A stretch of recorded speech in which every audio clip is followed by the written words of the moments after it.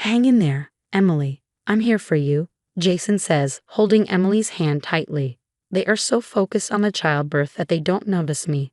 I resist the urge to react angrily and remind myself to stay professional. Inside, I'm thinking about how to handle this situation. I think my colleague just looked at me in surprise.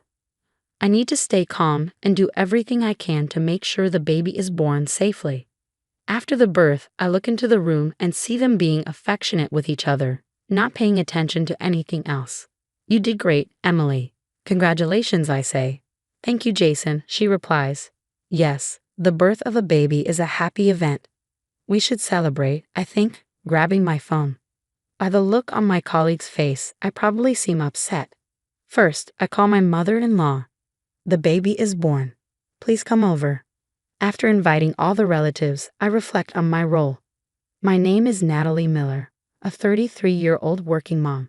Inspired by my mother, I became a midwife. My mom delivered many babies, celebrating with the parents sometimes and feeling sad when she couldn't save a life. Watching her over the years made me want to be a midwife too.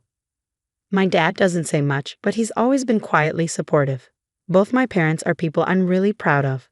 But there's one family member who's been more challenging. My sister Emily. She lives at home and doesn't have a job, often asking us for money.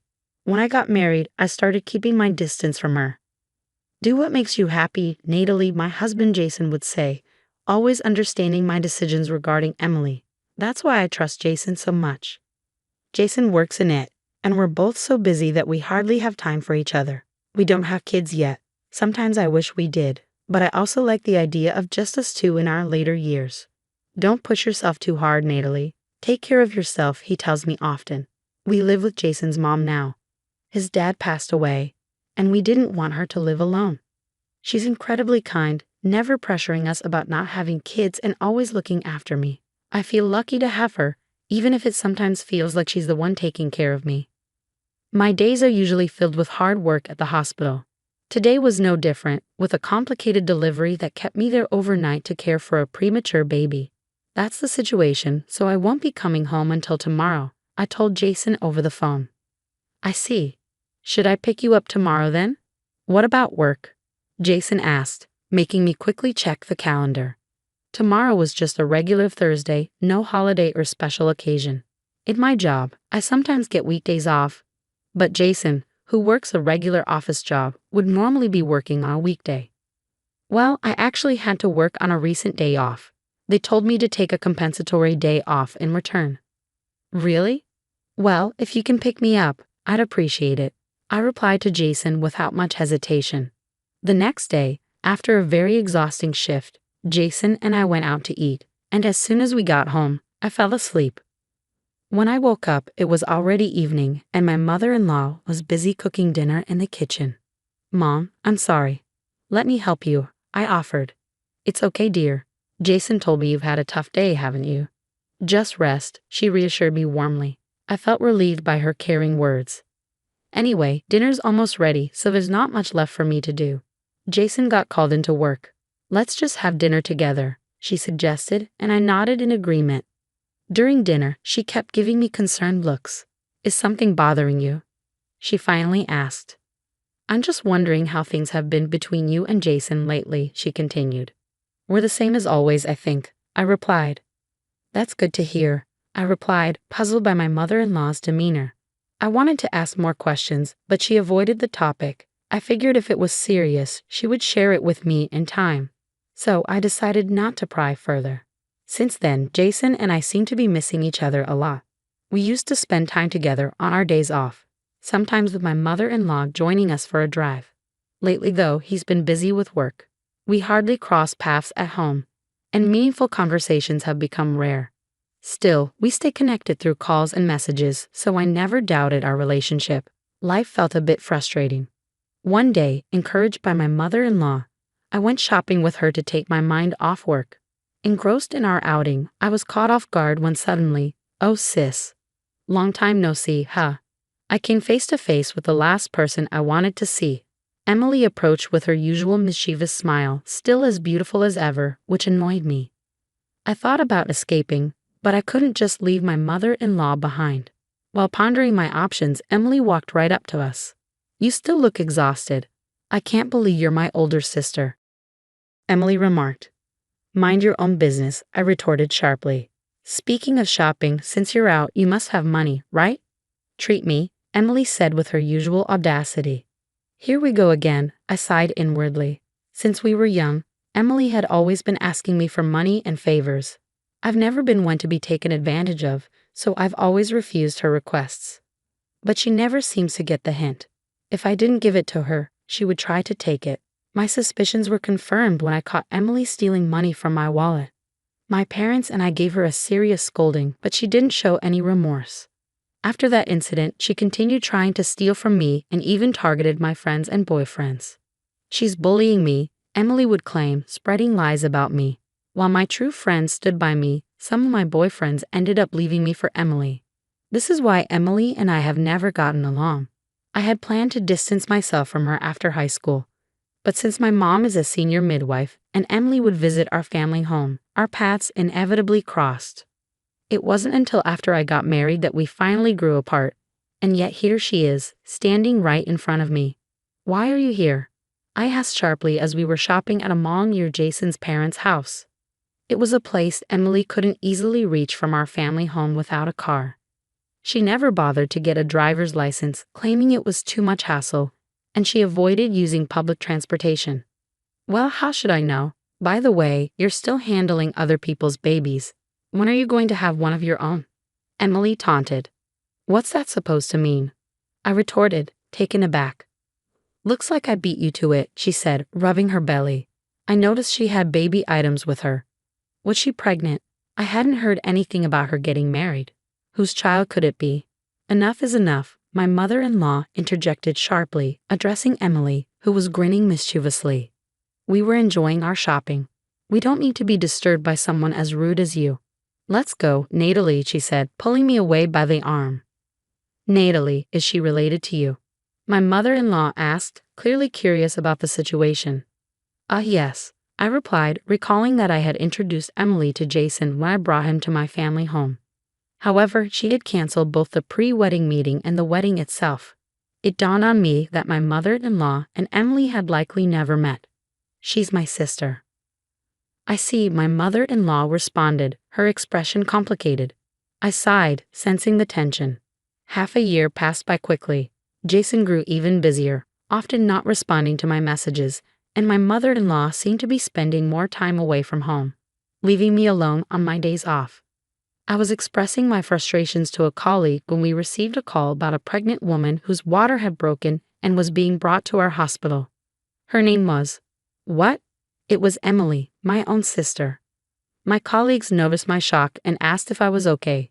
Collecting myself, I replied and headed to work. As I entered the delivery room, I was surprised to see a familiar face. Stay strong, Emily. You can do this, I encouraged. To my bewilderment, Jason, who should have been at work, was there beside her, looking like a devoted father-to-be. What? I couldn't help but emit a low groan. I noticed the doctor flinch slightly, but I couldn't take my eyes off the scene unfolding before me. Hang in there, Emily. I'm right here, Jason said, tightly holding Emily's hand, completely absorbed in the moment.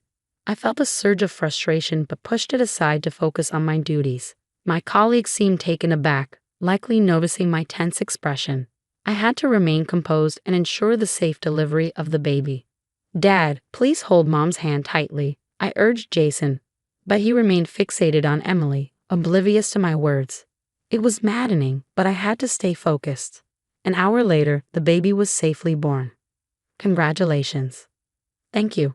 Jason's attention was now completely focused on the newborn baby. It's both a strength and a weakness of his, to be so absorbed in one thing that he often misses other cues, like my icy glares. Leaving the delivery room to my colleagues, I pondered what to do about the situation with those two. After completing my duties, I peeked into their room and found them wrapped up in each other, oblivious to everything else. You did well. Congratulations, Emily, I said. Thank you, Jason, she replied warmly. Yes, the birth of a baby is a joyful occasion. We should celebrate this in a big way, I thought to myself, grabbing my smartphone. Seeing the surprised look on my colleague's face, I realized I must have been wearing a stern expression. I called my mother-in-law first. The baby's been born. Please come over. And as a result of inviting all the relatives. Natalie, were you pregnant? Asked one of the relatives who had gathered quickly. My parents looked shocked, sensing my emotions from just my smile. Everyone, please calm down. I'll explain everything, I reassured them. I don't see that fool and your sister, someone remarked, clearly referring to Jason. I wondered if my mother-in-law knew something. With that thought, I led all the relatives to the room where they were. Excuse us. Oh, Natalie, I exclaimed as I entered suddenly, catching Jason and Emily off guard. Their faces went pale as more relatives filed into the room. Meanwhile, my mother-in-law's face flushed red with anger. That foolish son, she muttered under her breath. Confusion filled the room until my mother-in-law spoke up, addressing me first. I apologize for the trouble caused by my foolish son. No, you're not to blame. Did you know about the affair? Yes, actually, my mother-in-law admitted. She recounted how she had once seen Jason and Emily walking together and had wanted to confront me about it, but never found the right moment. That explained her recent odd behavior. She had been secretly investigating ever since, even hiring a private investigator. Wait, what about your job? I asked, trying to grasp the full extent of the situation. Well, about that, Jason quit, she revealed. Sadly, what? I couldn't believe it. This new revelation left me stunned and deeply disappointed. Since when? About a year ago. I was beyond angry now, and it seemed the relatives shared my feelings as they glared coldly at Jason and Emily. You understand, right, Jason? I demanded, looking at him for an explanation. Yes. And Emily, once you're discharged, do you understand too? Yes, I get it, Emily replied sullenly, contrasting Jason's downcast demeanor. Seeing her attitude, I resolved not to show any mercy. Afterward, I carefully reviewed the evidence my mother-in-law had collected. Currently, Jason was being closely watched by the gathered relatives, while Emily was under scrutiny by her own parents. With the evidence at hand, it seemed likely that I could pursue a divorce. Jason had truly proven himself a fool. No, I apologize for my foolish younger sister, I responded. Then, realizing their curiosity, I continued, by the way, if you don't mind me asking, why is your sister like that? Oh, it's probably because of our aunt, I explained. She's a single lady without children who always doted on Emily. With our busy mother, reserved father, and my outspoken nature, Emily naturally gravitated towards an aunt who validated her and spoiled her. Despite my mother's efforts to create distance between them, it seems they stayed in touch behind her back. Unlike Emily, I wasn't pampered like that, and I often told our aunt not to spoil her too much. Perhaps Emily found me annoying and kept her distance. You must have had a tough time, sympathized my relative. Well, she's been a handful since we were kids, I admitted. Even so, I can't entirely blame your aunt. I wonder where I went wrong with Jason, mused my mother-in-law.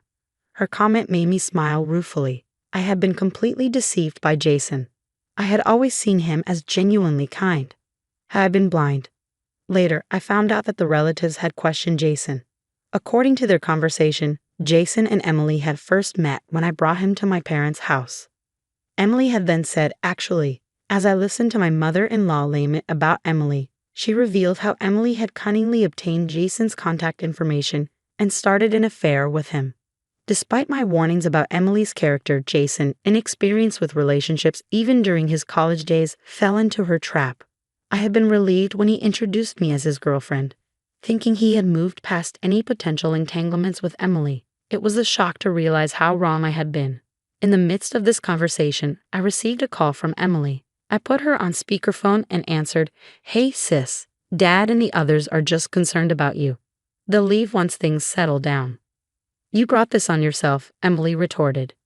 Mom is just worried about you, I sighed, feeling exasperated by her lack of understanding. Emily persisted. If you're willing to pay them off now, I'll send Mom and the others home.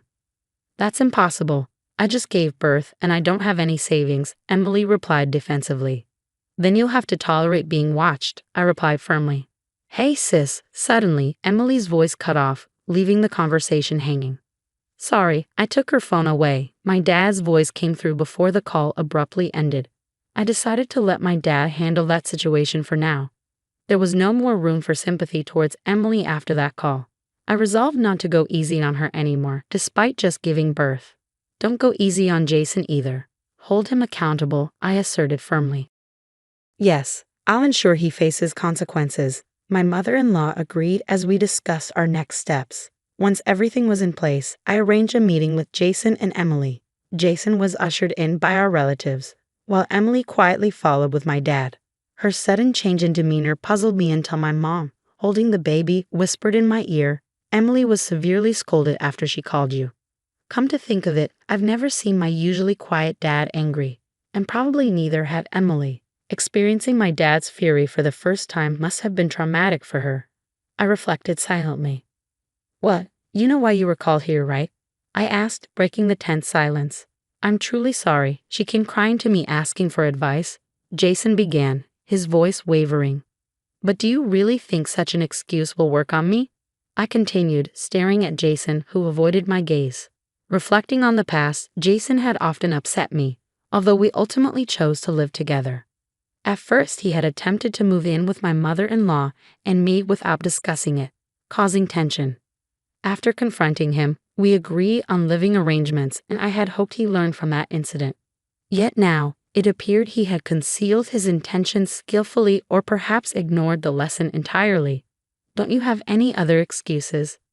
"Ever since we were kids, you've always been the favorite," Emily began, her voice filled with bitterness. According to her, our parents consistently praised me while she faced constant criticism. This treatment fueled her resentment towards me, which was further fueled by our aunt's encouragement. When she learned that I was getting married before her, she felt overshadowed and decided to pursue Jason. "That's why I called Jason and got him drunk," Emily admitted, her tone matter of fact. "That's a pretty low move," I responded, trying to contain my anger. "We only got involved once, but she told me if you don't want me to tell sis, do as I say," Emily continued, revealing the extent of her manipulation. "Yet you seemed pretty close when you gave birth," I remarked sarcastically, my frustration evident. Jason looked away, unable to meet my eyes. Why did I end up with someone like him? Is love truly blind? Normally, I would find a man who avoids confrontation like this repulsive. As we kept meeting, I genuinely fell for her, Jason explained, his voice tinged with regret. "Then you should have just broken up with me," I retorted sharply. "Well, I still love you, Natalie, and I wanted a child with you," Jason admitted, his expression pained as my words hit home. Why did he act like a victim now? "What about your job?" My father interjected, steering the conversation forward. "I wanted to spend more time with Emily, so working felt like a waste," Jason admitted, his voice subdued. "And you two were involved more than once, right?" My father's question was direct and unforgiving. "I'm a midwife. I can easily backtrack from the birth to when you got her pregnant. If you hide anything else, I won't forgive you." Emily flinched at my father's stern words, prompting her to confess. She revealed that since Jason had quit his job, they had been meeting almost daily and had been involved multiple times. The revelation left both my mother-in-law and me speechless with disbelief. "I'm going to divorce you anyway," I declared firmly, my voice resolute. "No, please," Jason pleaded, his face filled with regret and desperation. "I'll also cut ties with you. You'll never set foot in this house again," I concluded, my decision final and uncompromising. "Where the hell am I supposed to live?" Jason's panicked question hung in the air. Both my mother-in-law and I made it clear to Jason that his predicament was entirely of his own making. Thanks to my mother-in-law's decision to hire a private investigator, we had uncovered another startling revelation about why Jason had quit his job. "If you're desperate, I can refer you somewhere," I stated coldly. "Huh?" Jason looked bewildered. "Prison. It's not so bad. You get a roof over your head, 3 meals a day, and even earn a little money," I informed him bluntly. Jason's face drained of color at my words. It turned out that Jason had been embezzling money, which had led to his dismissal from work. He had managed to repay the embezzled funds to avoid legal trouble. But that money came from selling off my savings and my mother-in-law's possessions. The realization hit me hard. I had been oblivious to his actions, and I felt deeply betrayed and foolish. "Natalie, I'm not going to show any mercy. If you keep arguing, I'll hand you over to the police," I cut Jason off, my voice firm and resolute. He slumped under my cold stare, realizing the gravity of the situation.